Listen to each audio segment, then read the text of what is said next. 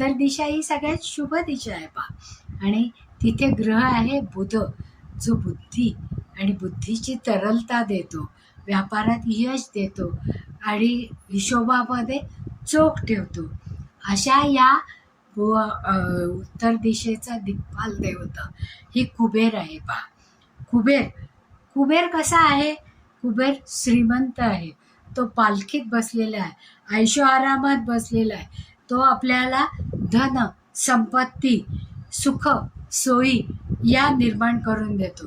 आर्थिक आवक भरभराट करतो आणि धनसंग्रह वाढवतो. आणि कुबेराच्या हातामध्ये गदा हे अस्त्र आहे.